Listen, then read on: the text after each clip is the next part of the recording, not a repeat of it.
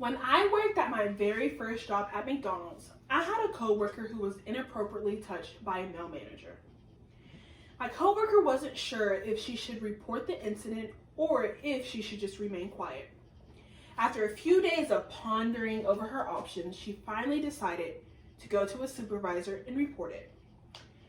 Our supervisor did not take the investigation very seriously. She didn't collect any claims, she didn't collect any statements from the coworker or from any of the witnesses. She decided that since the manager had worked at McDonald's for over 15 years, that she was going to protect him. She ended up allowing the manager to keep his job, and she ended up firing my coworker. According to the U.S. Equal Employment Opportunity Commission, 72% of employees were harassed by someone more senior in the organization, and 75% of employees who spoke out against workplace mistreatment faced retaliation. I know sexual harassment is a very touchy subject for many of us, but since it's our topic for today, I want to present a few questions just to get a little insight of what you know on this topic. I'm going to present the question and read it out loud, and then I'm going to ask you guys to raise your hand if it applies to you, and then raise your hand if it doesn't apply to you. And if you have any comments or questions or anything about the questions, feel free to ask. Okay? The first question is going to be, have you or someone you know ever been sexually harassed at work? Raise your hand if the answer is yes. Okay, and raise your hand if the answer is no. Okay, would you like to say anything? Yes, I had a coworker who was sexually harassed by one of our managers. He was making sexually suggestive jokes towards her, and that obviously made her very uncomfortable. I'm so sorry to hear that. Yeah. Okay. The second question is going to be, is there a sexual harassment policy at your current place of work? Okay, raise your hand if the answer is yes. And raise your hand if the answer is no. Okay. Would you like to say anything? Yes, I've been working at my job for 5 months now, and no one's came and told me anything about the policy. That's a sad reality for many places. I'm so sorry. Okay? And the last question is going to be, do you know the necessary steps to report a sexual harassment claim at your workplace? Raise your hand if the answer is yes. Okay? Raise your hand if the answer is no. No idea. Okay. Well, for our presentation today, I will begin the presentation by defining what sexual harassment is and give examples of behaviors that are considered sexual harassment. Okay? And next, I will explain how sexual harassment reports should be investigated within the workplace. And lastly, I will talk about the laws and policies that are implemented to prevent sexual harassment from occurring within the workplace. What is sexual harassment? According to an Australian pilot study from the International Journal of Employment Studies about the impact of sexual harassment in the workplace that was conducted in 2017, sexual harassment is defined as any uninvited or unwelcome sexual advance, requests for sexual favors, or unwelcome sexual conduct that offend, intimidate, or humiliate the individual. According to an article on workplacefairness.org about the legal standards of sexual harassment, written in 2021,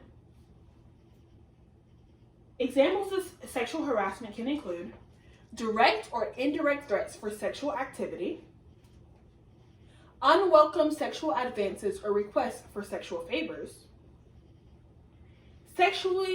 sexual innuendos and comments or sexually suggestive jokes, unwelcome touching or brushing against a person or displays of explicit material, and lastly, attempted or completed sexual assault. Now that we understand what sexual harassment is, I want to shift our focus to how sexual harassment claims should be investigated within the workplace. Now, knowing how to investigate sexual harassment reports is an essential part of ensuring that employees feel safe within the workplace. sexual harassment investigations. According to an article about sexual harassment in the workplace and legal methods written by Kirilova in 2020, a company needs to investigate when there is a credible report of misconduct. Whatever the reason for the investigation, the ultimate goal is to conduct an adequate investigation. The steps for the investigation should always start with the selection of the investigator. Now, the investigator should have interpersonal communication skills, empathy, be a good listener, and create a comfortable psychological environment so that the victim is comfortable talking about the unpleasant facts of what happened. Okay, and step 2 is interviewing people aware of the facts of the persecution. Now, these people all typically include, the victim, the witness, the victim's immediate supervisor. And these interviewees need to and must maintain maximum confidentiality. They need to understand that whatever happens or whatever is said within these interviews must remain confidential because of how serious it is. Step 3 is the collection and examination of documentary evidence. Now, these documents play an essential role in the investigation because they can either accuse or justify the behavior of the possible persecutor.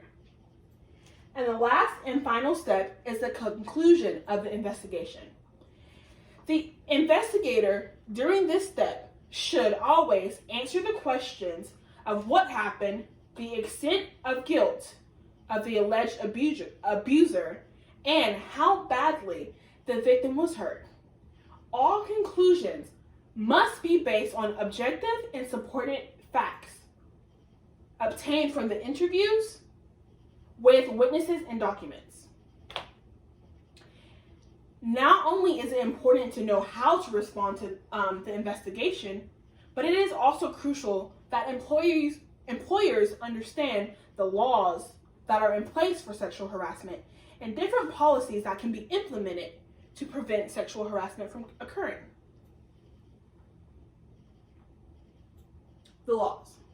According to an article on National Conference of State Legislators by Khadija Murad, written in 2020, about laws pertaining sexual harassment. Due to the recent wave of sexual harassment accusations, many states are looking to go beyond federal regulations to prevent workplace sexual harassment. Wow. Some states have even included sex in their discrimination laws as a protected class. Currently, 47 states prohibit sex discrimination. And out of these 47 states, 12 of these states cover sexual harassment under the protection against workplace discrimination based on sex. 24 other states explicitly state that sexual harassment is permitted in the workplace. And 8 states require employers to provide sexual harassment training in their workplaces. Policies. According to an article from the journal Gender, Work, and Organization about the threat of race and sexual harassment in the workplace by Casino and Besson. To reduce the incidence of harassment, it is vital for improving the organization culture of employees and managers. Employers should conduct special training dedicated to protecting employees from harassment. Now, this will show that the organization strives to create a comfortable and safe psychological environment for the employees. 98% of U.S. organizations have a sexual harassment policy, and 51% of organizations have implemented new harassment policies following the Me Too movement. According to an article from the journal American Journal of Critical Care about reducing the sexual harassment class and workplace, written by Hope and Monroe in 2021, anti-harassment policies should provide multiple avenues of complaint. Now, these avenues can include the company's human resources department, a toll-free telephone number, and an online way to submit a complaint. Now, when you give employees the ability to make complaints anonymously, it can limit the ability of the claimants to argue later that they failed to complain or report the harassment out of fear of retaliation. Sexual harassment in the workplace is an unfortunate reality for many employees across the country. However, the cases of sexual harassment can be significantly lowered if employers learn the proper ways to deal with sexual harassment cases by effectively investigating reports and implementing policies to prevent sexual harassment from occurring in the workplace. I agree. Like this slide says, workplaces that tolerate harassment have more of it, and workplaces that are not tolerant of harassment have less of it. I hope you leave here today feeling a little more educated on the topic of sexual harassment in the workplace. Thank you so much for your time.